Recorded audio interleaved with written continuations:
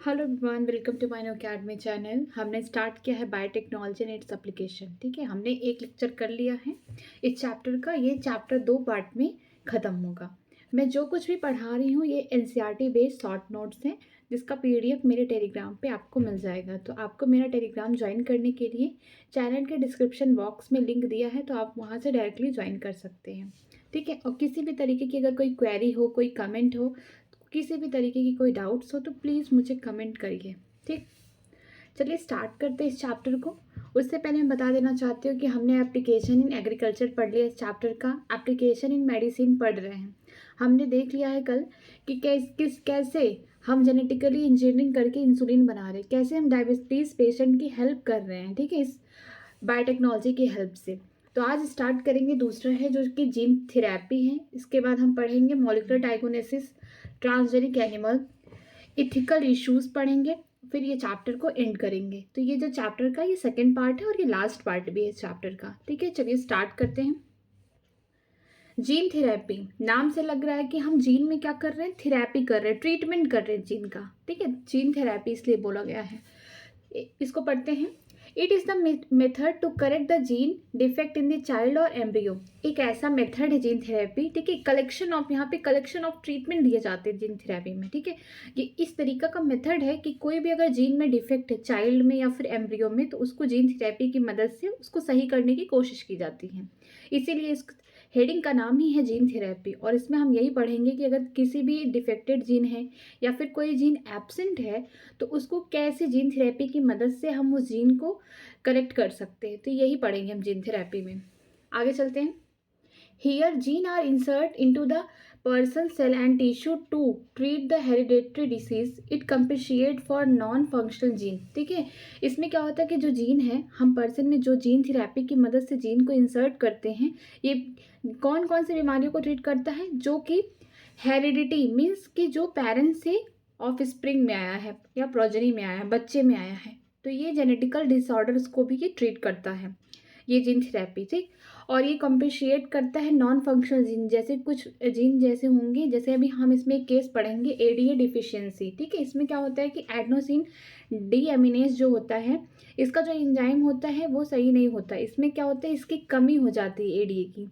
तो इसमें यही होगा कि जो नॉन फंक्शनल जीन है ना, जो काम नहीं कर रहे अपना, ठीक, तो उसको भी क्या करते हैं, जीन थेरेपी की मदद से हम सही करते हैं। तो अब हम अभी एक इसमें केस पढ़ेंगे अब आगे, तो इसमें आपको क्लियर होगा। आगे चलते हैं। First clinical gene therapy in 1990 was given to a 4-year-old girl with adenosine deaminase ADA deficiency। ठीक है, पहली बार जो क्लिनिकली जीन थेरेपी की गई है, कब की गई है, 1990 में। ईयर बहुत इंपॉर्टेंट है। और किस में किया गया है, एक 4 साल की छोटी सी लड़की में किया गया है। ठीक है, उसके में क्या प्रॉब्लम था, उसमें में था एडीए डिफिशियंसी। एडीए का मतलब होता है फुल फॉर्म एडेनोसिन डीएमिनेज। ठीक है, एडेनोसिन डीएमिनेज का काम क्या होता है कि ये टी लिम्फोसाइट जो होते हैं उसको मैच्योर करते हैं। ठीक है, हम लिम्फोसाइट का फंक्शन जानते ही हैं कि हमारे बॉडी में क्या करते हैं, किसी भी पैथोजन के अगेंस्ट या फिर एंटीजन के अगेंस्ट एंटीबॉडी बनाते हैं। अगर ये लिम्फोसाइट बने ही ना, बन रहे हैं लेकिन मैचुरेशन नहीं हो रहा उनका, तो क्या होगा, हमको इम्यूनिटी नहीं मिल पाएगी। हम इम्यूनिटी नहीं मिल पाएगी तो हमारी बॉडी किसी भी पैथोजन के अगेंस्ट कोई एंटीबॉडी नहीं बना पाएगी, तो हम ऑलरेडी क्या हो जाएंगे, कमज़ोर हो जाएंगे। तो ये जो एडीए डिफिशियंसी है, एडेनोसिन डीएमिनेज, इसको किस तरीके से ट्रीट करेंगे, हम जीन थेरेपी की हेल्प से हम ट्रीट करेंगे। पहली बार जो जीन थेरेपी देखने को मिला है कब, 1990 में, और वो भी 4 साल की छोटी सी बच्ची में देखने को मिला है। उसमें क्या था, इसमें जो नॉन फंक्शनल जीन थे, ये जीन जो है उसमें काम नहीं कर रहे थे, इसीलिए इसमें लिखा गया एडेनोसिन डीएमिनेज डिफिशियंसी, की एडेनोसिन डीएमिनेज की कमी हो गई है। ठीक, वो फंक्शन काम नहीं कर रहा। और ये जीन क्या करता है, ये टी लिम्फोसाइट को मैचुरेशन प्रोवाइड करता है। ठीक है, लिम्फोसाइट का काम होता है कि क्या, एंटीबॉडी को बनाना। अगर बॉडी में एंटीबॉडी ही नहीं बनेंगी, इम्यूनिटी नहीं प्रोवाइड होगी किसी भी एंटीजन के अगेंस्ट, तो क्या होगा, हमारी बॉडी अपने आप को किसी भी तरीके का डिफेंस नहीं प्रोवाइड कर पाएगी। आगे चलते हैं। This is cause due to the deletion of the gene of adenosine deaminase, an enzyme for the functioning of immune system. ठीक, ये किसकी वजह से होता है, एडीए कॉज होता है डिलेक्टेशन हो गया है, जीन क्या हो गया, डिलीट हो गया है। डिलीट हो गया तो इसका मतलब अगर कोई चीज़ खत्म हो गई जो जीन, तो उसका फंक्शन भी कहीं ना कहीं खत्म हो जाएगा। ठीक है, यहाँ पे डिलेक्टेशन हो गया है कि जो बच्चा पैदा हुआ, ठीक है, उसमें क्या हुआ है, जीन ही नहीं प्रेजेंट है, डिलीट है। ठीक है, पहले से ही खत्म है उसके बॉडी में, तो क्या होगा, डिलेक्टेशन हो जाएगा जीन का। एडनोसिन डीएमिनेज, ठीक है, ये एडनोसिन डीएमिनेज की जो जीन है ये पहले से ही उसकी बॉडी में नहीं है, उसके सेल्स में नहीं है, वो पहले से डिलीटेड है। ठीक है, और एडनोसिन डीएमिनेज होते क्या है, N enzyme for functioning of immune system. ये ऐसे एंजाइम्स होते हैं जो हेल्प करते हैं इम्यून सिस्टम के फंक्शन में। इम्यून सिस्टम के फंक्शन इन द सेंस कि जो एडनोसिन डीएमिनेज जो होते हैं ये क्या करते हैं, ये लिम्फोसाइट को मैच्योर करते हैं, मैचुरेशन प्रोवाइड करते हैं। अगर ये मैचुरेशन नहीं हो पाएगा लिम्फोसाइट का तो क्या होगा, हमारी बॉडी इम्यून सिस्टम अपना स्ट्रांग नहीं बना पाएगी, किसी के अगेंस्ट इम्यूनिटी नहीं बना पाएगी। तो यही है कि ये जो एंजाइम होते हैं ये फंक्शन करने में हेल्प करते हैं इम्यून सिस्टम के। It can be cure by, अब इसके लिए सोल्यूशन भी है कि जो एडीए डिफिशियंसी इसको किस तरीके से क्योर करें। यहाँ पे बहुत सारे मेथड्स हैं और कौन सा अच्छा मेथड है वो भी बता रहे हैं। It can be cure by bone marrow transplantation और एंजाइम रिप्लेसमेंट थेरेपी। हम इसको कैसे क्योर कर सकते हैं, या तो हम बोन मैरो का पूरा ट्रांसप्लांटेशन करा दें बच्चे में, ठीक, या फिर हम कर सकते हैं एंजाइम रिप्लेसमेंट थेरेपी, कि हम एंजाइम से क्या करें, रिप्लेस करते रहें उसको। ठीक है, जैसे कि इंजेक्शन दिया जाए एडीए का, एडनोसिन डीएमिनेज जिसकी कमी है, जिस जीन की कमी, हम उसको इंजेक्शन के फॉर्म में उस पेशेंट को दें। But these are not completely curative, ये जो दोनों हैं ये कम्प्लीटली क्योर नहीं है। इसको क्या होगा, क्योर इन द सेंस नहीं है, मतलब इसको पीरियोडिकली करना पड़ेगा, बार बार करना पड़ेगा। ऐसा नहीं कि हमने एक बार ट्रीटमेंट दिया, 2 बार थेरेपी दी तो उसमें ट्रीटमेंट हो गया पूरी तरीके से, जी नहीं, ऐसा नहीं होता। इसमें क्या होता है, बार बार पेशेंट को हॉस्पिटल आना पड़ेगा, उसको बार बार पीरियोडिकली चेकअप, हर चीज़ उसको बार बार देखना पड़ेगा। ये पूरी तरीके से ये क्योरेबल नहीं है, कम्प्लीटली ख़त्म नहीं होगा ये जीन थेरेपी वाला प्रॉब्लम। ठीक, आगे चलते हैं। Gene therapy for ADA deficiency, अब जीन थेरेपी की जाएगी एडीए डिफिशियंसी में। ठीक, collect the lymphocyte from the patient blood and grow in culture. ठीक है, कुछ लिम्फोसाइट जो है पेशेंट की बॉडी से निकालेंगे, मतलब कि उनका क्या लेंगे, ब्लड सैंपल लेंगे। ठीक है, खून निकालेंगे और उसमें से क्या करेंगे, जो लिम्फोसाइट हैं उनके सैंपल को कलेक्ट करके किसी कल्चर में क्या कराएंगे, ग्रो कराएंगे लिम्फोसाइट्स को। ठीक, इंट्रोड्यूस अ फंक्शनल एडीए, हम बाहर से क्या देंगे, फंक्शनल एडीए जीन देंगे। ठीक है, एडीए क्योंकि कमी ही एडीए की है बॉडी में, पेशेंट की बॉडी में एडीए की ही कमी है, तो हम बाहर से उसमें क्या करेंगे, फंक्शनल एडीए देंगे। cDNA into lymphocyte using a retroviral vector। ठीक है, जैसे हमने रिकॉम्बिनेंट डीएनए से बनाया था कि एक प्लाज्मिड था और हमारा जो फॉरेन जीन था उसको हम क्या करते थे, रिस्ट्रिक्शन एंजाइम से कट करा के और प्लाज्मिड में लाइगेज की हेल्प से हम ऐड करा देते थे और हमारा रिकॉम्बिनेंट डीएनए बन जाता था। तो ऐसे ही क्या होगा कि जो पेशेंट का लिम्फोसाइट है, जो हम कल्चर में ग्रो करा रहे पेशेंट का लिम्फोसाइट, बॉडी से बाहर निकाल के कर देंगे। ये सब जो भी प्रोसेस हो रहा है ये सब लैब में हो रहा है। ठीक है, आउटसाइड द बॉडी हो रहा है। तो हम क्या करेंगे, जो लिम्फोसाइट है पेशेंट के उसको हम बॉडी से निकाल लेंगे, ब्लड के सैंपल में निकाल लेंगे और हम उस लिम्फोसाइट को ग्रो कराएंगे किसी कल्चर में, और फिर हम उस पर क्या करेंगे, बाहर से हम functional ADA miss adenosine deaminase enzyme को बाहर से डालेंगे। ठीक है, इसको डालने के बाद हम क्या करेंगे, इसको रिट्रोवायरस जो वेक्टर है उसमें क्या करेंगे, इसको हम इंसर्ट करा देंगे। ठीक है, मतलब हम रिकॉम्बिनेंट डीएनए टेक्नोलॉजी वाला जो पहले चैप्टर पढ़ लिए हैं, बायोटेक्नोलॉजी प्रिंसिपल एंड प्रोसेसेस, वही वाला सारा प्रोसेस यहाँ करेंगे। ठीक, they are return to the patient, फिर हम क्या करेंगे, इसको पेशेंट की बॉडी में फिर से हम डाल देंगे। हमने क्या किया, पहले पेशेंट की बॉडी से ब्लड का सैंपल लिया। ठीक है, और उसके जो ब्लड के सैंपल के अंदर से जो लिम्फोसाइट है उसको किसी कल्चर में ग्रो कराया। कल्चर में जब हमने ग्रो कराया उसके लिम्फोसाइट पे, फिर हमने क्या किया, बाहर से जो है हमने एडनोसिन डीएमिनेज जो है फंक्शनल उसको डाल दिया। वहाँ पे डालने के बाद क्या होता है कि वो लिम्फोसाइट के साथ हम क्या करते हैं, उसको रिट्रोवायरस की हेल्प से, ठीक है, वेक्टर की हेल्प से हम क्या करते हैं, उसको ग्रो कराते हैं और फिर वो सारे जो हमने बना के रखे हैं, जो हमने रिकॉम्बिनेंट बना लिए हैं मीन्स रिट्रोवायरल वेक्टर की हेल्प से, उसको क्या करेंगे, फिर हम पेशेंट की बॉडी में फिर से इंसर्ट कर देंगे। ठीक, this should be periodically repeated as lymphocyte are not immortal. ठीक है, कि ये बार बार प्रोसीजर हमको करना पड़ेगा क्योंकि ये जो लिम्फोसाइट है ये अमर नहीं हुए हैं, इनका फिर से क्या होगा, पीरियोडिकली इनको बार बार रिप्लेस होना पड़ेगा, क्योंकि फिर से हमको क्या करना पड़ेगा, ये सारे मेथड्स फिर से करके उस पेशेंट को देना पड़ेगा। ये पूरे तरीके से परमानेंट क्योर नहीं हुआ उसका एडनोसिन डिफिशियंसी का। ठीक है, हमको फिर से पेशेंट को यही करके उसके फिर से लिम्फोसाइट्स को निकालना पड़ेगा, फिर से उसको हमको कल्चर में ग्रो कराना पड़ेगा। ग्रो कराने के बाद हम उसमें क्या कर देंगे, फंक्शनल एडीए देंगे, ठीक है, एडेनोसिन डीएमिनेज देंगे उसमें, और वहाँ पे सीडीएनए डालेंगे इनटू किसमें, लिम्फोसाइट में, और किसकी हेल्प से, हम रिट्रोवायरल वेक्टर की हेल्प से फिर से रिकॉम्बिनेंट बना के उसकी बॉडी में हम क्या कर देंगे, इंसर्ट कर देंगे पेशेंट के अंदर। फिर कुछ टाइम बाद क्या होगा, फिर से पेशेंट को हॉस्पिटल आना पड़ेगा, और यही प्रोसेस पीरियोडिकली होता रहेगा, क्योंकि लिम्फोसाइट क्या हो जाएंगे, कभी ना कभी मर जाएंगे, खत्म हो जाएंगे इनके सेल्स, ठीक है। ये इमॉर्टल नहीं है, मतलब अमर नहीं है। आगे चलते हैं। If the ADA gene from the marrow cell, means marrow cell का मतलब है बोन मैरो की बात की जा रही है, बोन मैरो से सेल निकालने की, is introduced into the cell at the early embryonic state, it could be the permanent cure, ठीक है। अगर हमें परमानेंट क्योर चाहिए कि अगर कोई बच्चा है उसमें एडीए की डिफिशियंसी है, तो अगर हमें परमानेंट क्योर चाहिए, ठीक है, तो हम एडीए जीन को क्या करेंगे, कुछ एडीए जीन है उसको निकाल लेंगे उसके बोन मैरो के सेल से, ठीक है।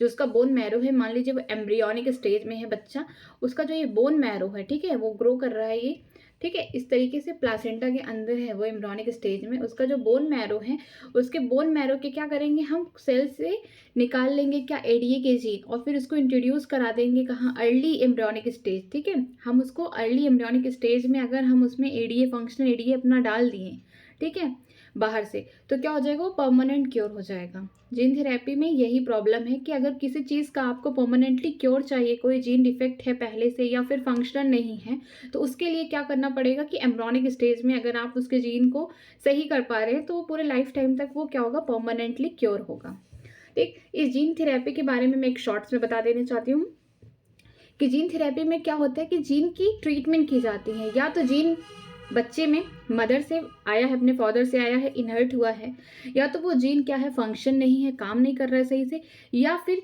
कुछ उसमें डिफेक्ट है, अगर वो जीन है लेकिन उसमें कुछ डिफेक्ट है, कुछ गड़बड़ी है, ठीक है। पहली बार जो क्लिनिकल जीन थेरेपी 1990 में देखने को मिला था 4 साल की छोटी सी बच्ची में, उसमें क्या था कि उसका जो जीन था एडीए की, उसकी क्या होती, डिफिशियंसी थी, वो नॉन फंक्शनल था, वो था ही नहीं, ठीक, काम नहीं कर रहा था। जो एडीए डीएमिनेस होते हैं, ये क्या करते हैं एंजाइम कि ये मैचुरेशन कराते हैं लिम्फोसाइट्स के सेल को। जो लिम्फोसाइट के सेल है वो हमारी बॉडी में क्या करते हैं, इम्यूनिटी प्रोवाइड करते हैं, एंटीबॉडीज़ बनाते हैं एंटीजन के अगेंस्ट, तो ये बहुत इंपॉर्टेंट सेल हैं। उसके लिए हमने क्या किया, बोन मैरो ट्रांसप्लांटेशन के, बोन मैरो ट्रांसप्लांटेशन में भी क्या करते हैं, उसके बोन मैरो से ही ये जीन निकाल लेते हैं। फिर हमने एंजाइम रिप्लेसमेंट थेरेपी की, जिसमें हम इंजेक्शन के थ्रू फंक्शनल एडीए को देते हैं, ठीक है, बाहर से हम उसको देते हैं पेशेंट को। लेकिन ये सब क्या है, पूरी तरीके से कंप्लीटली क्यूरेटिव नहीं है, मतलब पूरी तरीके से ये क्योर नहीं कर सकता।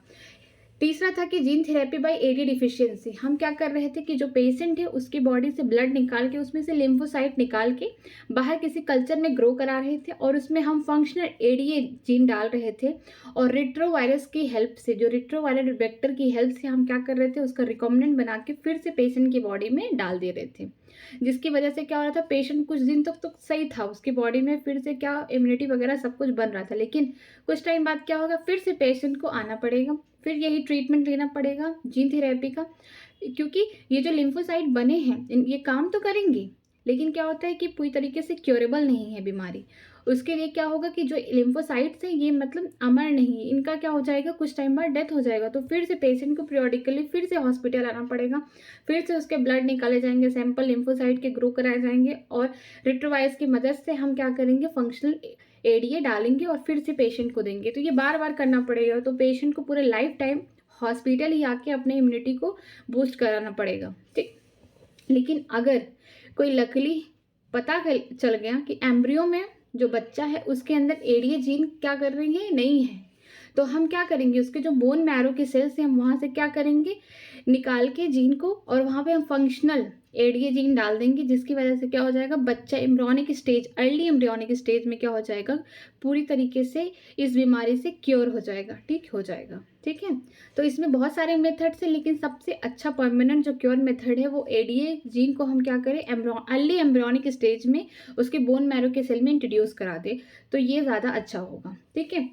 हम एडीए डिफिशियंसी को स्केड बोलते हैं, ठीक है, स्केड का मतलब होता है सीवियर कॉम्बाइंड एमिनो डिफिशियंसी, ठीक है, स्केड बोलते हैं इसको, इसका फॉर्म है, शॉर्ट फॉर्म ये है इसका स्केड, और इसका जो लॉन्ग फॉर्म है उसको बोलते हैं सीवियर कॉम्बाइंड इम्यूनो डिफिशियंसी, ठीक है। सीवियर कॉम्बाइंड, बहुत सारे कॉम्बाइंड है, अमीनो अमीनो का मतलब इम्यूनिटी में डिफिशियंसी हो रही, कमी हो रही है।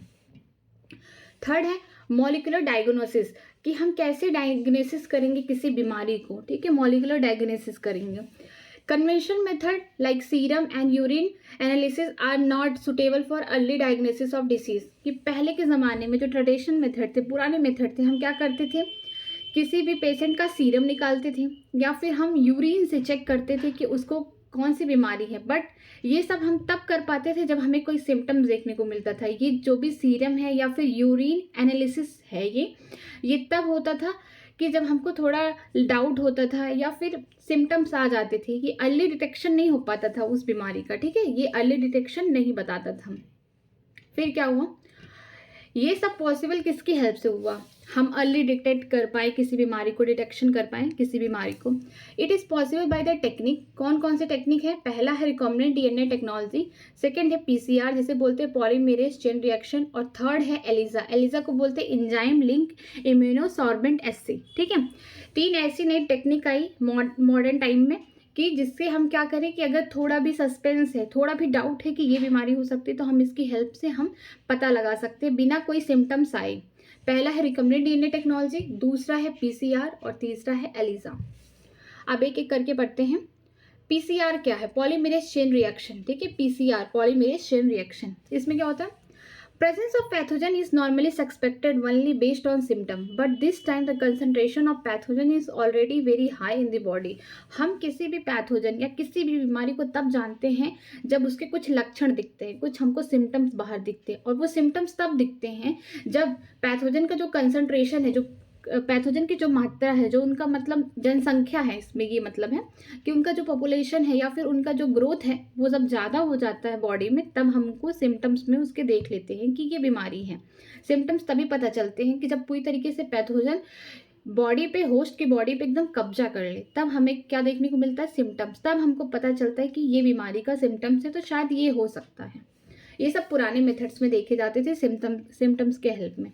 लेकिन अभी के बारे में क्या है, however very low concentration of bacteria or virus can be detected by amplification of their nucleic acid by PCR. लेकिन अब के समय में क्या होता है कि अगर बहुत कम कंसंट्रेशन है किसी बैक्टीरिया, कोई वायरस या किसी पैथोजन की वजह से, तो हम क्या करते हैं, एम्प्लीफिकेशन कर देते हैं उसकी न्यूक्लिक एसिड का। किसके हेल्प से, पीसीआर। एम्प्लीफिकेशन किसके न्यूक्लिक एसिड का कर देंगे, जो भी वो पैथोजन है, जो भी मतलब वायरस है, बैक्टीरिया, हम उसको क्या करेंगे, एम्प्लीफाई कर देंगे उसके न्यूक्लिक एसिड को पीसीआर की हेल्प से। और हमको उसका, अगर हमको बस सस्पेक्टेड है, मतलब हमें लग रहा है कि ये शायद इस बीमारी का लक्षण है या फिर ऐसा लग रहा है कि ये हो सकता है, तो हम तुरंत अगर पीसीआर कराएंगे तो एम्प्लीफिकेशन हो जाएगा न्यूक्लिक एसिड का, जो भी पैथोजन है, और जिसकी वजह से हमको बीमारी बिना सिम्टम्स के ही पता चल जाएगी। जब भी कंसंट्रेशन जो है पैथोजन का बॉडी में कम है, अभी स्टार्टिंग ही हुई है उसका ग्रोथ होना, ठीक है, उससे पहले अगर हम चेकअप करा लिए तो हमको उस डिसीज़ के बारे में सब कुछ पता चल जाएगा और ट्रीटमेंट हो जाएगा अर्ली, तो जिसकी वजह से ज़्यादा दिक्कत नहीं होगी।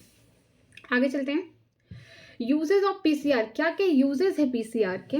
पहला, to detect the HIV in suspected patient, ये डिटेक्ट करता है HIV जैसी बीमारी को डिटेक्ट करने में हेल्प करता है। अगर किसी पेशेंट को लग रहा है कि उसको HIV होने की डाउट है, तो वो तुरंत जाके पीसीआर करा ले, तो उससे पता चल जाएगा कि अगर उसके अंदर पैथोजन अगर है, थोड़ा भी है, अभी ज़्यादा बढ़ा नहीं है, तब भी पीसीआर की हेल्प से उस पेशेंट को पता चल जाएगा कि अगर है कि नहीं, नेगेटिव है कि पॉजिटिव है, उसको पता चल जाएगा। नेक्स्ट है to detect the gene mutation in suspected cancer patient, ठीक है, हम क्या करेंगे, डिटेक्ट कर पाएंगे, जो जिन पेशेंट को कैंसर होता है, हम उसके जीन को डिटेक्ट कर पाएंगे कि उसमें जीन में क्या चेंजेस हुआ है, जीन में कौन सा म्यूटेशन हुआ है।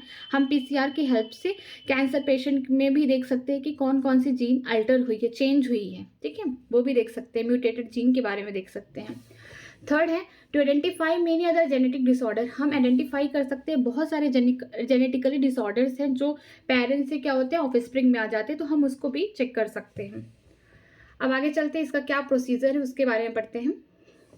अ सिंगल स्टैंडर्ड डीएनए और RNA tagged with radioactive molecule probe is hybridized to its complementary DNA in a clone of the cell.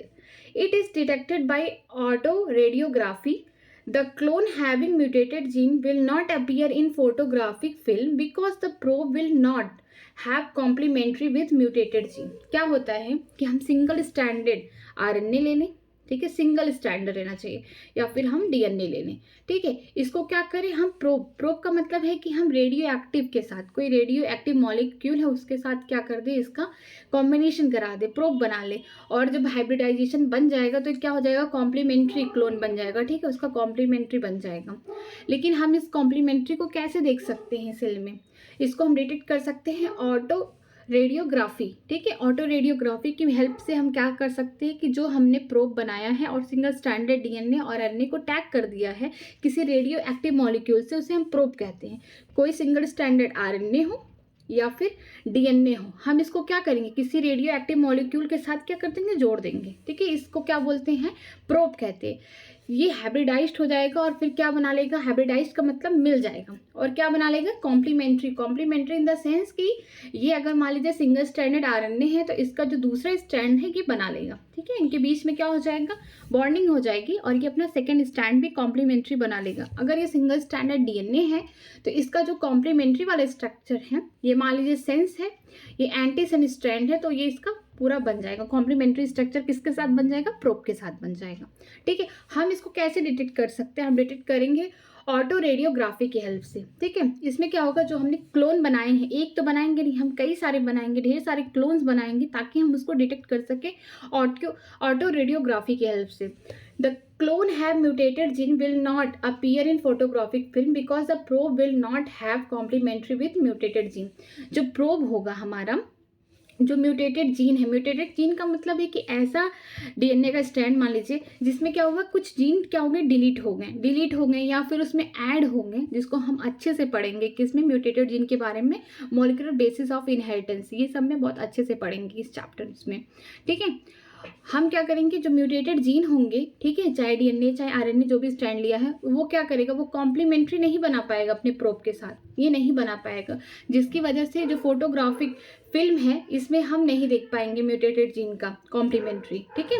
इससे हमें पता चल जाएगा कि ये म्यूटेटेड जीन है, ठीक है। ये मेथड इतना अच्छा है जिसकी वजह से हम क्या कर पाएंगे, जो म्यूटेटेड जीन है उसको फाइंड कर पाएंगे। होता क्या है, मैं एक बार फिर से बता देती हूँ कि सिंगल स्ट्रैंडेड आप डीएनए ले लीजिए, ठीक है, या फिर सिंगल स्ट्रैंडेड आरएनए, कोई भी चलेगा, ठीक है, चाहे सिंगल स्ट्रैंडेड आरएनए हो, सिंगल स्ट्रैंडेड डीएनए हो। तो इसको क्या करेंगे, रेडियो एक्टिव मॉलिक्यूल्स के साथ क्या कर देंगे, उसको टैग कर देंगे, ठीक है, उसको जोड़ देंगे।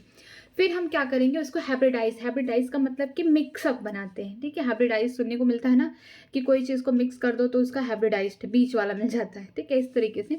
तो क्या होगा, हम सिंगल स्ट्रैंडेड चाहे डीएनए हो चाहे आरएनए हो, हम उसको क्या करेंगे, टैग कर देंगे रेडियो एक्टिव मॉलिक्यूल के साथ, ठीक है, ताकि वो हमारा प्रोब बन जाए, ठीक है। जब प्रोब हमारा बन जाएगा, जब हाइब्रिडाइज्ड बनेगा तो क्या होगा कि जो हमारा सिंगल स्ट्रैंडेड डीएनए हो या सिंगल स्ट्रैंडेड आरएनए हो, वो अपना कॉम्प्लीमेंट्री स्ट्रक्चर बना लेंगे, ठीक है। ये प्रोब क्या करेगा, कॉम्प्लीमेंट्री स्ट्रक्चर बना लेगा। हम इसको कैसे डिटेक्ट कर पाएंगे, क्लोन कर लेंगे सेल में, और हम इसको कैसे डिटेक्ट, क्लोन का मतलब होता है कि हम ढेर सारी कॉपीज बना लेंगे सेम, ठीक है। तो हम इसे डिटेक्ट कैसे करेंगे, कौन म्यूटेटेड जीन है किस में नहीं है, कैसे पता करेंगे, इसको बोलेंगे इस टेक्निक को ऑटो रेडियोग्राफी। इसमें क्या होता है कि जो हमारा जो प्रोब है वो कॉम्प्लीमेंट्री बना लिया, चाहे सिंगल स्ट्रैंडेड डीएनए आरएनए के साथ, अगर उसमें म्यूटेटेड जीन प्रेजेंट है तो वो कॉम्प्लीमेंट्री नहीं बनाएगा, अगर नहीं प्रेजेंट है mutated gene single stranded RNA या डीएनए में, वो कॉम्प्लीमेंट्री बना लेगा, और जिसमें म्यूटेटेड जीन प्रेजेंट होंगे उससे कॉम्प्लीमेंट्री नहीं बनाएगा हमारा प्रोब, जिसकी वजह से क्या होगा, जो फोटोग्राफिक फिल्म बनेगी उसमें जो म्यूटेटेड जीन की कॉम्प्लीमेंट्री है वो भी अपीयर नहीं होगी। तो इससे हम फाइंड कर लेंगे कि कौन से जीन अच्छे हैं, कौन से जीन म्यूटेटेड हैं, ठीक। आगे चलते हैं। एलिजा का जो फुल फॉर्म है एंजाइम लिंक इम्यूनोसॉर्बेंट एस्से, ठीक है। इसको हमने पढ़ा था ह्यूमन हेल्थ एंड डिसीज वाले चैप्टर में कि एड्स का जो पेशेंट होता है उसका जो चेकअप होता है एलिजा की हेल्प से हम करते थे, ठीक है, ठीक है। It is based on antigen antibody interaction. ये जो एलिजा है किस पे बेस्ड है, एंटीजन एंटीबॉडी इंट्रैक्शन मेथड पे है। नेक्स्ट पॉइंट है, infection by pathogen can be detected by presence of antigen like protein, glycoprotein etcetera, और by detecting the antibody synthesis again the pathogen. इसमें क्या होता है एलिजा में कि एंटीजन एंटीबॉडी इंट्रैक्शन क्यों लिखा गया है कि अगर वो पैथोजन अगर किसी भी होस्ट बॉडी में चला गया तो हम उसके एंटीजन से फाइंड कर लेंगे कि ये बीमारी है, या फिर होस्ट के बॉडी में जाने के बाद ये एंटीजन के अगेंस्ट जो एंटीबॉडी बनी है हम उस एंटीबॉडी को निकाल के पता कर लेंगे कि किस पैथोजन के अगेन ये एंटीबॉडी बॉडी ने बनाया है, ठीक है। इसीलिए लिखा गया कि इन्फेक्शन जो है पैथोजन द्वारा किया गया है एंटीजन, वो चाहे प्रोटीन हो सकता है चाहे ग्लाइकोप्रोटीन होता है एंटीजन, ठीक है। उसकी हेल्प से हम पता कर लेंगे कि कौन सी बीमारी है, किसकी वजह से हुआ है डिसीज, या फिर हम डिटेक्ट कर लेंगे कि जो एंटीबॉडी सिंथेसाइज हुई अगेंस्ट पैथोजन, ठीक है, एंटीबॉडी निकाल लेंगे। अगर हम लेट हो गए, एंटीजन नहीं फाइंड कर पाए, कुछ टाइम बाद जो ढेर सारे सिम्टम्स दिखे पेशेंट के अंदर, उसके अंदर तो एंटीबॉडी भी बनी होगी, ठीक है। तो हम क्या करेंगे, उसके एंटीबॉडी को भी निकाल के चेक कर लेंगे कि किस पैथोजन के अगेंस्ट ये एंटीबॉडी बनी है, जिसकी वजह से हम बीमारी को जान जाएंगे, ठीक है। तो या एंटीजन को हम पहले से अगर डिटेक्ट कर लिए तो एंटीजन जान गए कि कौन से एंटीजन है, प्रोटीन का है कि ग्लाइकोप्रोटीन का है, उसकी हेल्प से हम बीमारी को पहचान जाएंगे। या फिर एंटीबॉडी जो बन गई है उस डिसीज के अगेन या उस पैथोजन के अगेन, उसको मारने के लिए, तो क्या होगा, हम उसकी हेल्प से भी, एंटीबॉडी की हेल्प से भी हम जान जाएंगे कि किसकी वजह से हो रहा है, कौन सी बीमारी है ये। आगे चलते हैं, ट्रांसजेनिक एनिमल, ठीक। वो टॉपिक खत्म हो गया, हमने देख लिया बायोटेक्नोलॉजी इन मेडिसिन, ठीक, कितना ज़्यादा हेल्पफुल है बायोटेक्नोलॉजी मेडिसिन में। अब हम आगे पढ़ रहे हैं ट्रांसजेनिक एनिमल। ट्रांसजेनिक एनिमल का मतलब ये है कि हम एनिमल्स में भी क्या कर रहे हैं, कुछ जीन को चेंज कर रहे हैं, इसीलिए लिखा गया है ट्रांसजेनिक। मतलब कि हम जीन को क्या कर दिए हैं, उसका चेंज कर दिए हैं, मैनिपुलेट कर दिए हैं, अलर्ट कर दिए हैं, ठीक है, एनिमल्स का भी, ठीक है। These are the animal whose genome has been altered by introduction of the foreign gene by manipulation. ये ऐसे एनिमल होते हैं ट्रांसजेनिक एनिमल जिनमें क्या होते हैं, जिनका जीनोम है, जो जीन है उसको हम चेंज कर देते हैं, ठीक है, फॉरेन जीन से, बाय मैनिपुलेटेड मतलब कि रिकॉम्बिनेंट डीएनए टेक्नोलॉजी की हेल्प से जो एनिमल है उनके भी जीन को हम चेंज कर रहे हैं, इसीलिए इनको कहा गया है transgenic animal. Example, transgenic rat के अंदर भी हमने क्या किया, जीन को चेंज करके ट्रांसजेनिक बना दिया, रैबिट को बना दिया pigs, ship, cause and fish, ठीक है, ये सबको बना दिया। ओवर 95%, ठीक है, द ट्रांसजेनिक एनिमल आर माइस, लगभग 95%, 95% जो ट्रांसजेनिक एनिमल है तो माइस है, चूहिया है, ठीक, फीमेल है ये। बेनिफिट ऑफ ट्रांसजेनिक एनिमल, क्या क्या बेनिफिट है, हमने क्यों ये जो एनिमल्स हैं हमने क्यों रैट, रैबिट, पिग, काऊ, फिश, ये सबको क्यों हमने ट्रांसजेनिक बना दिया, क्यों उनके जीन को हमने क्यों चेंज कर दिया, उसका कुछ बेनिफिट होगा हमें, इसलिए हम ऐसा कर रहे हैं। ऐसा तो है नहीं कि हम खाली बैठे हैं तो हम जीन सबका चेंज करते फिरे, ऐसा भी नहीं कर सकते हैं ना। तो हमने अपने बेनिफिट्स के लिए किया है। अब कौन कौन से बेनिफिट्स होते हैं ट्रांसजेनिक एनिमल से, तो पढ़ते हैं। बेनिफिट्स ऑफ ट्रांसजेनिक एनिमल, क्या क्या बेनिफिट्स हैं। पहला, to study the regulation of gene and their action on the normal physiology and development, हमको स्टडी करना होता है कि जो भी हमने जीन चेंज किया है वो उसका क्या फिजियोलॉजी होगा, क्या क्या उसके चेंजेस होंगे, क्या डेवलपमेंट होगा। हम कोई भी चीज़ बना रहे हैं, अगर हम किसी भी तरीके का जीन ऐड कर रहे हैं, रिकॉम्बिनेंट बना रहे हैं, हम तुरंत किसी होस्ट को नहीं दे सकते हैं, हमें उसको चेक करना पड़ेगा। ये एक हिसाब से हम ट्रायल कर रहे हैं, हम चेक कर रहे हैं कि जो हमने रिकॉम्बिनेंट बनाया है, जिस चीज़ के लिए बनाया है, क्या ये बेनिफिशियल है, क्या किसी होस्ट को ये साइड इफेक्ट तो नहीं दे रहे हैं। तो हम ये इसीलिए हमने ट्रांसजेनिक एनिमल बनाए हैं, ताकि जो हम कोई भी जो जीन चेंज कर रहे हैं, अपना डिजायरेबल जीन जो भी ऐड कर रहे हैं रिकम्बिनेंट डीएनए टेक्नोलॉजी की हेल्प से, हम उसको चेक कर लें कि क्या क्या जो फिजियोलॉजी है चेंज हो रही है, क्या डेवलपमेंट हो रहे हैं, ये सब कुछ देखने के लिए हम ट्रांसजेनिक एनिमल के अंदर अपना रिकम्बिनेंट डीएनए डालते हैं। Example, study of insulin like growth factor, जैसे एग्जाम्पल दिया है कि इंसुलिन लाइक जो ग्रोथ फैक्टर है उसके बारे में।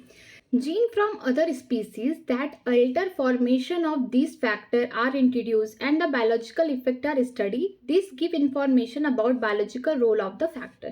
जैसे हमने यहाँ पे एग्जांपल दिया है इंसुलिन लाइक ग्रोथ फैक्टर, ठीक है, इंसुलिन जैसा क्या ग्रोथ फैक्टर है, जैसे कि कोई जीन निकाल लिया हम किसी अदर स्पीसीज से, ठीक है, हमने क्या किया, अदर स्पीसीज से जीन निकाल के उसका रिकम्बिनेंट डीएनए टेक्नोलॉजी में उसको हम जीन को ऐड कर लिए और हमने अपने वेक्टर में इंसर्ट करके ढेर सारे क्लोन बना लिए।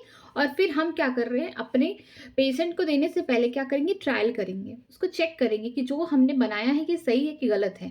तो इसके बारे में दिया है कि जो जीन है अदर स्पीसीज से निकाले हुए वो अल्टर करते हैं फंक्शन ऑफ दिस फंक्शन, ठीक है, जो ये फैक्टर है इसके अल्टर करते हैं इसके फॉर्मेशन को। और introduce the biological effect are study, कि हमने जो भी बनाया है उसका क्या बायोलॉजिकल फंक्शन हमें दिख रहा है, उसका कोई साइड इफेक्ट तो नहीं है, ठीक है। This give information about the biological role of the factor, ये हमको इंफॉर्मेशन देता है कि जो हमने बनाया उसका जो बायोलॉजिकल फैक्टर है वो सही है कि नहीं। इसीलिए ट्रांसजेनिक एनिमल पे हम इसको चेक करते हैं, ताकि अगर कोई भी रिजल्ट सही नहीं है, जो भी हमने बनाया वो सही नहीं है, उसका कोई उल्टा ही रिजल्ट आ गया, तो हम पहले से ही ट्रांसजेनिक एनिमल पे चेक कर लेंगे, ताकि हमको पता चल जाए कि जो कुछ भी ये बना है ये सही है ह्यूमन वेलफेयर के लिए कि नहीं है। नेक्स्ट पॉइंट है to study the contribution of gene in development of disease and thereby new treatment. ठीक है, यहाँ पे कॉन्ट्रीब्यूशन हो रहा है, ढेर सारी जीन क्या कर रही है, कॉन्ट्रीब्यूट करके किसी भी बीमारी को क्या कर रही है, खत्म कर रही है या फिर उसका ट्रीटमेंट कर रही है। तो यहाँ पे ढेर सारी जो जीन है उनका कॉन्ट्रीब्यूशन हो रहा है बीमारी के अगेंस्ट, ठीक है, और वहाँ पे ट्रीटमेंट दिया जा रहा है। जैसे एग्जाम्पल है transgenic model of human diseases like cancer, citrus fibrosis, rheumatoid arthritis and Alzheimer.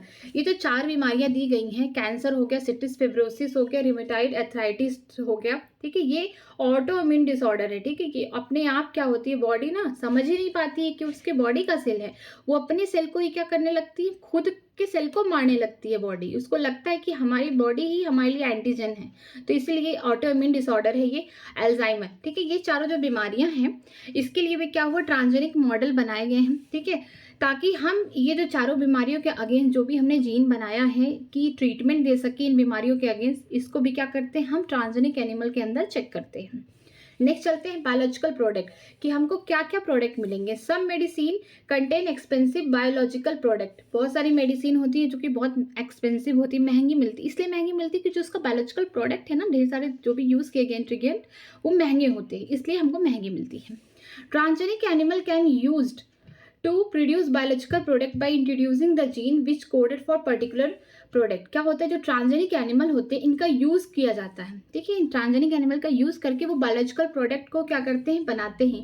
ठीक है, इंट्रोड्यूस कराते हैं जीन जो कि कोड करती है किसी पर्टिकुलर प्रोडक्ट के लिए। ये ट्रांसजेनिक एनिमल क्या करते हैं, ये खुद जाके कंट्रीब्यूट करते हैं बायोलॉजिकल प्रोडक्ट में, और ये जीन को इंट्रोड्यूस कराते हैं वहाँ पे, ताकि जो हमारा पर्टिकुलर प्रोडक्ट है वो बन सके, तो एक्सपेंसिव ना हो। ठीक है, they are used to treat disease such as emphysema, phenylketonuria, PKU, cystic fibrosis etc. ठीक है, ये कौन कौन सी बीमारी को ट्रीट कर सकते हैं, जैसे इम्फाइजमा हो गया, इसमें क्या होता है कि जो हमारे लंग्स हैं, लंग्स में एल्वेलाई होती है, उनका जो सरफेस एरिया होता है, क्या होता है, कम होने लगता है। ये ज़्यादा करके सिगरेट स्मोकिंग की वजह से भी होता है, और भी अलग इसके फैक्टर हैं जिसकी वजह से बीमारी होता है। जो एल्वेलाई होती है ना, उसका सरफेस एरिया कम होने लगता है। जब कम होने लगता है जिसकी वजह से क्या होता है, डिफ्यूजन ऑफ गैसेस की प्रॉब्लम होने लगती है उस इंसान को। फिनाइलकीटोनुरिया, ये क्या है, एक डिसऑर्डर है, ठीक, जेनेटिक डिसऑर्डर है। सिस्टिस फिब्रोसिस, ये भी जेनेटिक डिसऑर्डर है। ये सबको ट्रीट करने के लिए ये किया गया है। जैसे एग्जांपल दिया गया, human protein alpha 1 antitrypsin use to treat emphysema. ये जो इम्फाइजमा बीमारी है इसको किस तरीके से ट्रीट किया गया, इसको ट्रीट किया गया ह्यूमन की प्रोटीन है। ठीक है, ह्यूमन की प्रोटीन है जिसका नाम है अल्फा 1 एंटीट्रिप्सिन। ये ह्यूमन की प्रोटीन है जिसकी हेल्प से क्या करते हैं, इम्फाइजमा जैसी बीमारी को ट्रीट किया गया है। ठीक, आगे चलते हैं। इन 1997 रोजी, ये काऊ का नाम है रोजी, प्यार से उसका नाम रखा गया है रोजी। फर्स्ट ट्रांसजेनिक काऊ, ये पहली ट्रांसजेनिक काऊ थी, कि मतलब हम इतना ज़्यादा हम चाहते हैं कि हमको अच्छे से अच्छे प्रोडक्ट मिले कि हमने काऊ के भी जीन को चेंज कर दिया अपने लिए। सोचो बायोटेक्नोलॉजी का यूज़ करके हम कितना अपने आप को कितना ज़्यादा प्रोडक्टिव बनाना चाहते हैं, अपनी सारी चीज़ें कैसे लेना चाहते हैं ऑर्गेनिज्म से। ठीक है, ये है बायोटेक्नोलॉजी का। रोजी काऊ है जो कि 1997 में फर्स्ट ट्रांसजेनिक काऊ है। पहली बार एक ऐसी काऊ बनी जिसके जीन में भी क्या हुआ, चेंजेस किया गया बायोटेक्नोलॉजी की हेल्प से। Produces human protein enriched milk 2.4 ग्राम पर लीटर। ठीक, ये ऐसी काऊ इसको बनाया गया कि ट्रांसजेनिक काऊ है। एक काऊ नॉर्मल थी, उसके जीन में चेंज कर दिया गया। ठीक है, उसको ट्रांसजेनिक काऊ बना गया 1997 में, जिसका प्यार से नाम रखिए रोजी। ठीक है, और इसमें क्या होता है कि ये जो गाय है ये जब दूध देगी ना, तो इसमें जो इसका 1 लीटर जो दूध होगा उसमें क्या होगा, 2.4 ग्राम क्या होंगे, प्रोटीन होंगे। ठीक है, इसके 1 लीटर दूध में क्या होगा, 2.4 ग्राम प्रोटीन होंगे, जो कि ह्यूमन के लिए भी बहुत ज़्यादा हेल्पफुल है। ठीक, it contain human alpha lactalbumin. ठीक है, ये कंटेन करता है कि जो ह्यूमन की प्रोटीन है उसका नाम है ह्यूमन अल्फा लैक्ट एल्ब्यूमिन। ठीक, it is nutritionally more balanced product for the human baby than the natural cow milk। जो natural cow है in the sense कि हम ऐसे ही गाय पाल लेते हैं, ऐसे देसी गाय, ठीक है। तो हम क्या करते हैं, उसके मिल्क से भी ज़्यादा ये न्यूट्रिशनल है। क्यों न्यूट्रिशनल है? इसलिए इसका न्यूट्रिशन वैल्यू ज़्यादा है क्योंकि ये पहली बार जीन में चेंज किया गया इस काऊ के, ठीक है। 1997 में इसके जीन में चेंज किया गया कि ताकि जब ये दूध दे, 1 लीटर दूध दे, उसमें क्या हो, 2.4 ग्राम क्या हो, प्रोटीन हो। कौन सी प्रोटीन हो? ह्यूमन की प्रोटीन हो, जिसका नाम है अल्फा लैक्टोल्बिमिन, जो कि क्या, मोर न्यूट्रिशन वैल्यू प्रोवाइड करे किसी नॉर्मल गाय से, ठीक है। और ये ज़्यादा हेल्पफुल किसके लिए है? ये जो ह्यूमन बेबीज़ हैं उनके लिए ज़्यादा अच्छा है, ठीक है। ये हेल्दी है उनके लिए। तो ये कितना अच्छा है, देखो। नेक्स्ट चलते हैं, वैक्सीन सेफ्टी टेस्टिंग, ठीक है। हम कैसे वैक्सीन को टेस्ट करें? अगर कोई वैक्सीन बन गई है बायोटेक्नोलॉजी की हेल्प से, तो हमें कैसे पता चलेगा कि जो ये पैचेस बन चुके हैं वैक्सीन की, ये हमारे ह्यूमन के लिए या ये डिसीज़ के अगेंस्ट सही है कि नहीं? अब इसका भी टेस्ट किया जाता है। Transgenic mice are use to test the safety of polio vaccine. जो ट्रांसजेनिक माइस हैं, जो चूहियाँ हैं ट्रांसजेनिक, उनमें क्या किया जाता है कि जो पोलियो के अगेंस्ट वैक्सीन बनती हैं, पोलियो बीमारी के अगेंस्ट, डिसीज के अगेंस्ट, तो क्या करती है, उसके अगेंस्ट जो वैक्सीन बन गई उसको कहाँ चेक करते हैं? ट्रांसजेनिक माइस में चेक करते हैं। इफ इट इज़ रिलायबल, अगर ये सब कुछ सही रहा, अगर हमने जो वैक्सीन बनाई है पोलियो के अगेंस्ट, अगर ये माइस के अंदर सही रहा, फिर हम क्या करते हैं, then they can replace the use of monkey to test the safety of vaccine. फिर हम क्या करते हैं, मंकीज में चेक करते हैं कि मंकी को भी सूट कर रहा है ना ये जो वैक्सीन बनाए हैं पोलियो के अगेंस्ट। इसके बाद फिर ह्यूमन को दिया जाता है। कि मतलब देखो कितना क्लिनिकल ट्रायल भी हो रहा है यहाँ पे, कि हमारी वजह से कितने लोगों की जान भी चली जाती है अगर हम देखें तो। क्यों? अगर मान लो ये वैक्सीन सही नहीं बनी तो ट्रांसजेनिक माइस की क्या हो जाए, डेथ हो सकती है, मंकी की डेथ हो सकती है, कोई एलर्जी हो गई या फिर कुछ साइड इफेक्ट रह गए, ठीक। माइस तो इसलिए चेक किया जाता है कि ये सही है कि नहीं, लेकिन जो मंकी है ये हमारे ही क्लास के मैमल में ही आते हैं ना, तो इसलिए इसको मोर सिमिलरली चेक करना रहता है ना, कि अगर हम किसी ह्यूमन को दे रहे हैं कोई वैक्सीन बना के, तो उसके सिमिलर हम चेक करें ताकि ज़्यादा दिक्कत ना हो, ठीक। नेक्स्ट चलते हैं, chemical safety testing, toxicity testing. हम कैसे चेक करेंगे कि कौन सी जो दवाइयाँ बनी हैं या जो भी हमने बनाया है ये सेफ है कि नहीं, ये टॉक्सिक तो नहीं है, जहर तो नहीं है कहीं। सम ट्रांसजेनिक एनिमल कैरी जीन, जो कुछ ट्रांसजेनिक एनिमल होते हैं वो कैरी करते हैं जीन्स को, which make them more sensitive to toxic substance than the non transgenic animal, ठीक है। जो ट्रांसजेनिक एनिमल होते हैं वो कैरी करते हैं कुछ ऐसे जीन कि जो बहुत जल्दी हमको बता दे, बहुत सेंसिटिव रहे किसके अगेंस्ट, टॉक्सिक जहर वाली चीज़ों के अगेंस्ट, जो कि नॉन ट्रांसजेनिक एनिमल को पता ही नहीं चलेगा कि ये क्या है, टॉक्सिक है कि नॉन टॉक्सिक सब्सटेंस है, ठीक है। जो ट्रांसजेनिक एनिमल होते हैं उनमें पहले से क्या करते हैं, उनमें मैनिपुलेशन करा देते हैं, उनके जीन में चेंजेस करा, जिसकी वजह से जो ट्रांसजेनिक एनिमल होते हैं वो कैरी करते हैं कुछ ऐसे जीन जिसकी वजह से वो बहुत ज़्यादा सेंसिटिव हो जाते हैं टॉक्सिक सब्सटेंस के अगेंस्ट, ठीक। और जो कि नॉन ट्रांसजेनिक एनिमल, जो नॉर्मल एनिमल है, वो उसको पता ही नहीं चलेगा कि ये जो सब्सटेंस है टॉक्सिक है, नॉन टॉक्सिक है, कुछ वो ज़्यादा सेंसिटिव नहीं है। They are expose to toxic substance and the effect study it give immediate result, ठीक है। ये ट्रांसजेनिक एनिमल जो ये जीन कैरी करते हैं ये तुरंत हमको बता देते हैं कि सब्सटेंस टॉक्सिक है कि नहीं, क्या इसका इफेक्ट है, ये हम इजीली स्टडी कर लेते हैं ट्रांसजेनिक एनिमल के हेल्प से। और ये इमीडिएट रिजल्ट देता है, ये तुरंत देता है, ऐसा नहीं है कि कुछ टाइम लगेगा, नहीं। ये जो ट्रांसजेनिक एनिमल के जो जीन है ये तुरंत बता देंगे कि सब्सटेंस टॉक्सिक है कि नॉन टॉक्सिक है, ठीक है, as compare to non transgenic animal. और ये क्या करता है, इमीडिएट रिजल्ट देगा, इसका इफेक्ट हमें दिखा देगा, ठीक है। अगर टॉक्सिक रहेगा तो ट्रांसजेनिक एनिमल की डेथ हो जाएगी, नॉन टॉक्सिक रहेगा, सर्वाइव कर गया है ट्रांसजेनिक एनिमल, तो इसका मतलब ये चीज़ जो हमने बनाया है ये नॉन टॉक्सिक है, सारे सब्सटेंस सही हैं, ठीक है, और इमीडिएट रिजल्ट मिल जाएगा। आगे चलते हैं, एथिकल इश्यूज, क्या क्या इश्यूज आते हैं। हम ये सब कुछ तो हो गया, हमने इसमें क्या देखे, हमने बेनिफिट्स देख लिए, कितना अच्छा अच्छा सारे बीमारियों का ट्रीटमेंट देख लिया, क्या क्या एग्रीकल्चर में इसकी यूज़ है, बायोटेक्नोलॉजी के, मेडिसिन में क्या यूज़ है, हमने सब कुछ पढ़ा। अब एथिकल इश्यूज क्या क्या आते हैं उसके बारे में पढ़ते हैं। आगे चलते हैं, प्रॉब्लम ऑफ अनप्रिडिक्टेबल रिजल्ट, ठीक है। कौन कौन से प्रॉब्लम आ सकते हैं जो हम उसको सोचे ही नहीं है, अनप्रिडिक्टेबल है, हमने उसके बारे में सोचा ही नहीं है।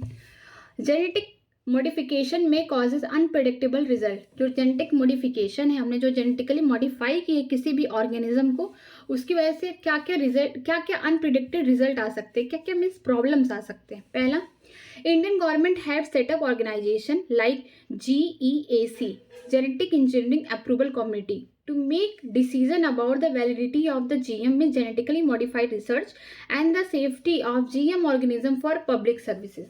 ठीक है, ऐसा नहीं है कि हर कोई बायोटेक्नोलॉजी की हेल्प से कुछ भी बना के मार्केट में बेचते हैं, ऐसा नहीं हो सकता। क्यों?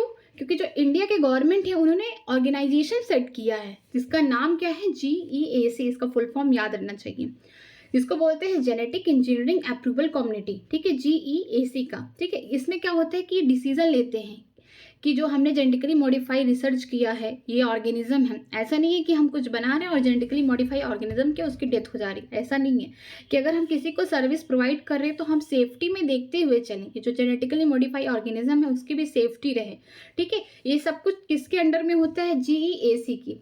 ठीक है, इसमें क्या होता है कि ये डिसीजंस लेते हैं, क्या डिसीजन वैलिड है, क्या ये करना सही है, इस ऑर्गेनिज्म में ये जीन चेंज करना सही है, ये सारे डिसीजन जो होते हैं जेनेटिक इंजीनियरिंग अप्रूवल कमेटी लेती है। और ये सेफ्टी भी प्रोवाइड करती है जो भी हमने जेनेटिकली मॉडिफाई ऑर्गेनिज्म किए हैं पब्लिक सर्विसेज के लिए। और दूसरा चीज़ कि अगर हमने जो कुछ बनाया है जिसको हम पब्लिकली सर्विस कर रहे हैं किसी को, तो उसको कोई दिक्कत ना हो, ये सब कुछ किसके अंडर में होता है, GEAC के अंदर में। आगे चलते हैं। बायोप्रेसी। बायोप्रेसी का मतलब, प्रेसी मतलब होता है चोरी, ये वर्ड काट दो यहाँ पे देखो, प्रेसी का मतलब चोरी होता है। अब बायोप्रेसी का मतलब कि हम क्या कर रहे हैं, अपने जो बायो रिसोर्सेज है उसकी चोरी कर रहे हैं। अब उसके बारे में पढ़ेंगे। Biopiracy, it is the use of bio resources by multinational company and other organisation without proper authorisation from the country and people concern. ठीक है, इसमें क्या हो रहा है, लोग खुद से चोरी करके अपने प्रोडक्ट मार्केट में बेच रहे हैं, इसे बायोप्रेसी कहते हैं। अब इसको मैं अच्छे से डिफाइन करती हूँ कि बायोप्रेसी में क्या होता है कि जो बायो रिसोर्सेज हैं वो मल्टीनेशनल कंपनियां क्या करती हैं, उसको बिना किसी ऑर्गेनाइजेशन की हेल्प से या बिना कोई प्रॉपर एथोराइजेशन, मतलब कोई गवर्नमेंट का कोई सर्टिफिकेट नहीं है, कुछ कोई परमिशन नहीं है, वो क्या कर रही है, कंट्री से अपना प्रोडक्ट बना रही है जो बायो रिसोर्सेज में, और उसको बिना किसी की चिंता किए, बिना किसी से हेल्प लिए, बिना किसी की परमिशन लिए वो बेच रही है। ठीक है, ये है बायोप्रेसी, मतलब कि हम बायो रिसोर्सेज की चोरी करके अपना प्रोडक्ट बना के, मल्टीनेशनल कंपनी अपना प्रोडक्ट बना के क्या कर रही है, बिना गवर्नमेंट के परमिशन के, बिना किसी प्रॉपर एथोराइजेशन के क्या कर रही है, अपना प्रोडक्ट बेच रही है, और इंसानों की भी कोई चिंता नहीं है उनको। Certain company have got patent for the product and technologies that make us the genetic material, plant, etc. has been identified, developed and used by farmer and indigenous people of the country. Example basmati rice, herbal medicine, turmeric, Neem etcetera. क्या होता है कि certain जो companies हैं, कुछ कंपनियों ने क्या किया है, पेटेंट लिया है, गवर्नमेंट से पेटेंट लिया है, जो भी एथोराइजेशन ऑर्गेनाइजेशन उससे पेटेंट लिया है, ठीक है, उससे परमिशन ली है एक हिसाब से प्रोडक्ट के लिए। और जो टेक्नोलॉजीज है जो यूज़ किया जा रहा है कि जेनेटिक में क्या किया जा रहा है, मॉडिफिकेशन किया जा रहा है। ठीक है, अपनी डिजायरेबल जीन डाली जा रही है, रिकॉम्बिनेंट DNA टेक्नोलॉजी की हेल्प से हम क्या करें, जीन में चेंज कर रहे हैं, प्लांट्स के हुए या कोई ऑर्गेनिज्म हो गया, बैक्टीरिया हो सकता है, कुछ भी हो सकता है, ऑर्गेनिज्म के हम जीन में क्या करें, चेंज कर रहे हैं, इसको आइडेंटिफाई किया गया है। ठीक है, जैसे कि हमने देखा है कि यूज जो फार्मर हैं और इंडिजिनियस पीपल हैं कंट्री के, उनका भी, उनकी जो भी वहाँ की जो प्रोडक्टिविटी है, एग्रीकल्चर है, उनका भी सामान क्या किया गया है, पेटेंट ले लिया गया है, और फिर उसको क्या करें, जेनेटिकली मॉडिफाई करके फिर उसको मार्केट में कंपनियां अपने प्रॉफिट के लिए बेच रही हैं। ठीक, एग्जाम्पल है बासमती राइस, हर्बल मेडिसिन जो होते हैं, नीम, टर्मरिक एक्सेट्रा। ठीक है, जो बासमती राइस हैं मार्केट में जो बिक रहे हैं, ये क्या है, अलग अलग हमको वैरायटीज क्यों देखने को मिलती हैं किसी चीज़, इसलिए मिलती हैं क्योंकि कहीं ना कहीं उनके जीन में चेंज कर दिए गए हैं, उनकी प्रोडक्टिविटी में बढ़ा दिए गए हैं, या फिर उसमें क्या किए गए हैं, अलग से न्यूट्रिशन वैल्यू ऐड कर दिए गए हैं, बहुत सारी चीज़ें चेंज कर दी गई, इसीलिए हमें इतनी सारी वैरायटीज़ मिलती हैं मार्केट में देखने को। ठीक है, जो भी हर्बल मेडिसिन है, जैसे टर्मरिक हो गया, नीम हो गया, ये सब का जो भी लोग वहाँ जहाँ कंट्री में ये सारी चीज़ें हैं, जैसे मैं एग्जांपल दे रही हूँ, इंडिया में टर्मरिक नीम तो मिलता ही है, एकदम नेचुरल है, हर जगह मिल जाता है, लेकिन कुछ कंपनियां फॉरेन की आएंगी, ये टर्मरिक और नीम लेके यहाँ से जाएंगी, ठीक है, और अपने कंट्री में जाके इसका अच्छा सा कोई प्रोडक्ट बना के मार्केट में बेचेंगी, ये कह के कि नेचुरल है। ठीक, तो ये क्या है, ये एक हिसाब से क्या है, बायोप्रेसी है। ठीक है, ये चोरी है, लेकिन अगर ये कंपनियां अगर पूरी तरीके से अच्छे से पेटेंट ले लें गवर्नमेंट से या किसी ऑर्गेनाइजेशन से बेचे, तो ये फिर ये सही रहेगा। आगे चलते हैं। बासमती राइस के बारे में पढ़ते हैं कि जो बासमती राइस है इसके बारे में क्या अच्छी बातें हैं। Basmati rice has unique aroma and flavour. जो बासमती राइस है किस लिए प्रसिद्ध है, किस लिए इतना फेमस है, उसका यूनिक सा अरोमा है, स्मेल अच्छा है, फ्लेवर अच्छा है, उसका टेस्ट अच्छा है खाने में। ठीक। India has 27 varieties of basmati. India में 27 वराइटीज़ है बासमती राइस की। In 1997, an American company got the patent right on basmati rice through the US Patent and Trademark Office। ठीक है, 1997 में कुछ और भी हुआ था। क्या हुआ था? रोजी आई थी हमारी। ये देखिए 1997 में हमारी रोसी आई थी, ट्रांसजेनिक, पहली ट्रांसजेनिक काऊ आई थी जिसने क्या दिया, 1 लीटर दूध में 2.4 ग्राम ह्यूमन अल्फा लैक्ट एल्ब्यूमिन प्रोटीन दिया, जो कि बहुत ज़्यादा न्यूट्रिशन वैल्यू प्रोवाइड करता था नॉर्मल काऊ से। तो याद रहना चाहिए 1997 में हमारी प्यारी गाय ट्रांसजेनिक काऊ रोसी आई। ठीक। उसके साथ क्या हुआ 1997 में, और क्या हुआ, और वह जो अमेरिकन कंपनी है वो पेटेंट पा गई। किसका पेटेंट पा गई? बासमती राइस का। किसके हेल्प, किसके through? US patent and trademark office से। ठीक है, 1997 में अमेरिका की कुछ कंपनियां आई और बासमती राइस का पेटेंट पा गई कि हम बासमती राइस को अपने क्या उगाएंगे, फिर हम इसको क्या करेंगे, मार्केट में बेचेंगे, अपना प्रोडक्शन बढ़ा के इसको मार्केट में बेचेंगे अपने बेनिफिट्स के लिए। उनको कहाँ से पेटेंट मिला? US patent and trademark office से मिला। ये इंपॉर्टेंट है। ठीक। This allowed the company to sell new variety of basmati. ये जो है, ये जो पेटेंट पा गई यूएस पेटेंट और ट्रेडमार्क ऑफिस से, उनको अलाउ कर दिया गया अमेरिकन कंपनी को कि आप नई वैरायटी जो बासमती है उसको बेच सकते हैं मार्केट में। ठीक है। This was actually derive from the Indian farmer variety. ये एक्चुअली क्या है? इंडियन फार्मर की वैरायटी है।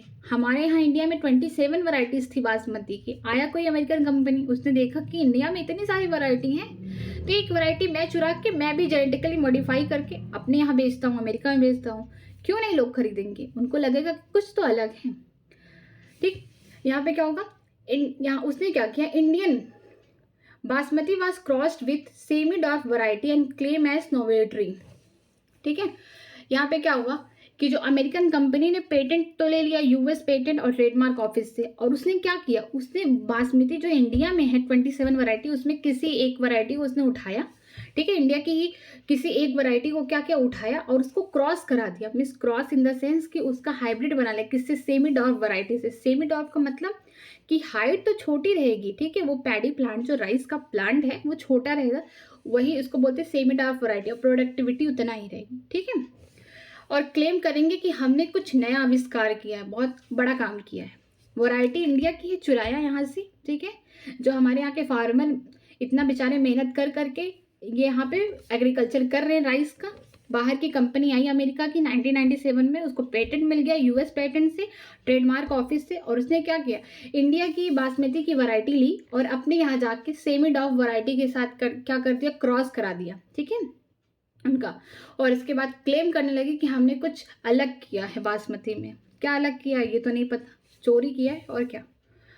Other people selling basmati rice could be restricted by patient. ठीक है, जो और भी लोग सेल कर रहे थे बासमती को, उनको रिस्ट्रिक्ट किया गया। किसके द्वारा? पेटेंट के द्वारा, क्योंकि उनके पास क्या नहीं होगा, उनके पास परमिशन नहीं होगी, वो चोरी करके बासमती को बेच रहे होंगे। तो इसीलिए और सभी लोगों को जो इस तरीके के काम कर रहे हैं बासमती राइस का, उनके पास तो कुछ और नहीं रहेगा ना, उनको ये सेमी डॉफ वैरायटीज के साथ इसलिए क्रॉस कराए जो बासमती, इसलिए क्योंकि कहीं गवर्नमेंट को ये ना लगे कि इंडिया का ही प्रोडक्ट ले जाके बाहर बेच रहे हैं, ऐसा ना लगे।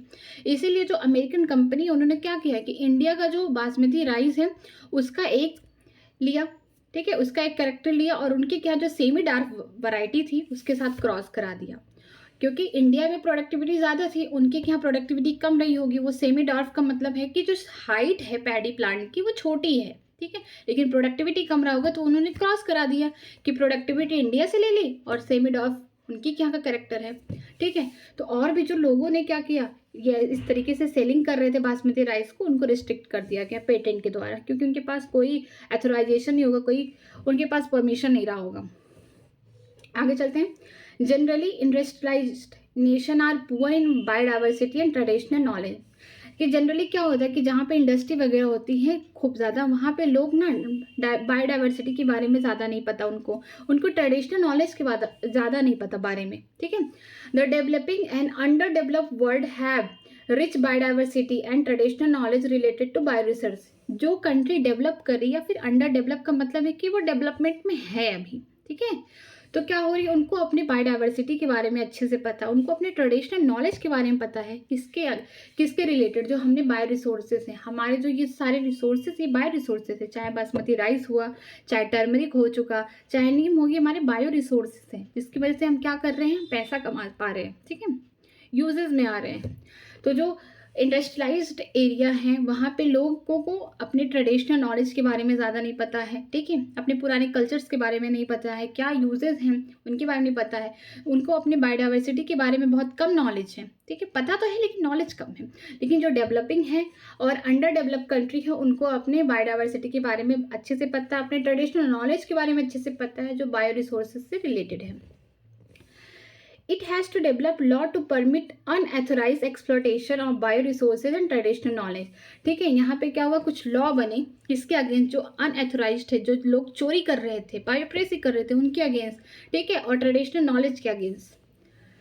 Indian Parliament has cleared the second amendment of the Indian Patent Bill that has considered the patent term emergency provision and research and development initiative। जो इंडियन का पार्लियामेंट है, ठीक है, पार्लियामेंट से क्या हुआ, बिल पास हुआ, उसमें क्या था कि इंडियन पेटेंट बिल, इसको बोलते हैं, जो इंडियन के पार्लियामेंट ने जो बिल पास की है सेकेंड अमेंडमेंट के द्वारा, ठीक है, वो क्या है, इंडियन पेटेंट बिल, जिसमें बताया गया है कि जो भी पेटेंट का टर्म है या फिर इमरजेंसी प्रोविजन है या फिर जो भी रिसर्च और डेवलपमेंट इनिशिएटिव हो रहा है जेनेटिकली मॉडिफाइड ऑर्गेनिज्म में, ये सब किसके अंडर आएंगे, ये आएंगे इंडियन पेटेंट बिल के अंदर, ठीक है।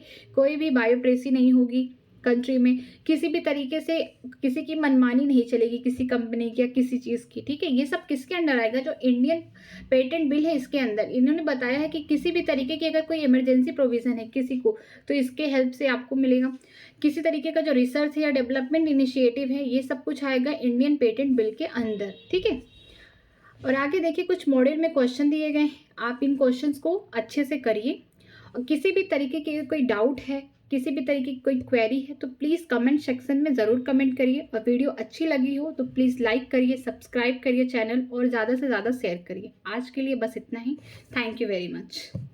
आज की क्लास अगर अच्छी लगे तो please like and subscribe my channel new academy, और मेरा टेलीग्राम का लिंक डिस्क्रिप्शन बॉक्स में है, तो आप वहाँ पे जाके ज्वाइन कर सकते हैं, और जितने भी ये PDF हैं, शॉर्ट नोट्स हैं, वहाँ पे आपको मिलेंगे। Thank you.